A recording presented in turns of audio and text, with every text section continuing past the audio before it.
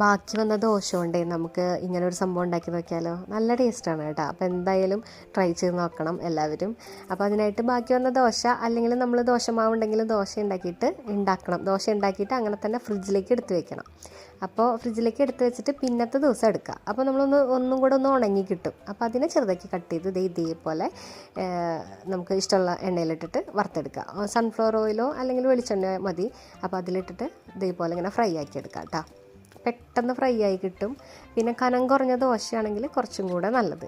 കട്ടിയുള്ള ഭാഗമാണെങ്കിൽ ഇങ്ങനെ നന്നായിട്ട് മുരിഞ്ഞ് കിട്ടില്ല. ക്രിസ്പി ആയിട്ട് കിട്ടണമെങ്കിൽ നമ്മൾ കനം കുറഞ്ഞ ദോശയാണ് കുറച്ചും കൂടെ നല്ലത്. അപ്പോൾ എല്ലാം കൂടെ നന്നായിട്ട് ഫ്രൈ ആക്കി എടുക്കുക. നന്നായിട്ട് ക്രിസ്പി ആയിട്ട് കിട്ടും കേട്ടോ. അത് കണ്ടങ്ങനെ തൊടുമ്പോഴേക്കും അതങ്ങനെ പൊട്ടിപ്പോവും. ഈ വൈറ്റ് കളർ കാണുന്നത് കുറച്ച് കട്ടിയുള്ള ഭാഗങ്ങളാണ്. അപ്പോൾ അതിങ്ങനെ കുറച്ച് സോഫ്റ്റായിട്ട് കിടക്കും. എന്നാലും കുഴപ്പമില്ല. നമ്മളിനി ഇത് ചെയ്യുമ്പോൾ ഷുഗർ സിറപ്പിലും കൂടി ഇടുമ്പോൾ നല്ല ടേസ്റ്റ് ഉണ്ടാവും.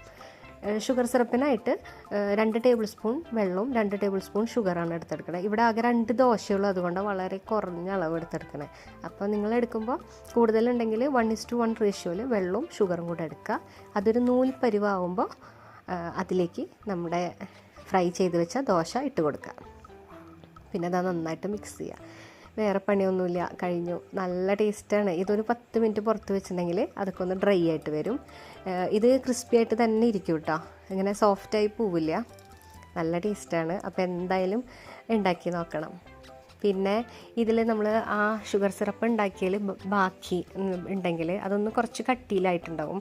അപ്പോൾ അതെടുത്ത് നമ്മൾ അവിടെ ഇവിടെയൊക്കെ ഇങ്ങനെ ജസ്റ്റ് ഒന്നിങ്ങനെ ആക്കി കൊടുക്കുകയാണെങ്കിൽ കണ്ടോ ഇതേപോലെ അവിടെ ഇവിടെയും ഷുഗർ ഇങ്ങനെ കട്ട പിടിച്ച പോലെ ഉണ്ടാവും.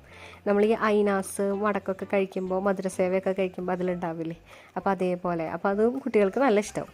അപ്പോൾ മധുരം ഇഷ്ടമുള്ളവരാണെങ്കിൽ അങ്ങനെയും കൂടെ ചെയ്ത് നോക്കാം. അപ്പോൾ നല്ല അടിപൊളി റെസിപ്പിയാണ്. എല്ലാവരും ട്രൈ ചെയ്തോളൂ.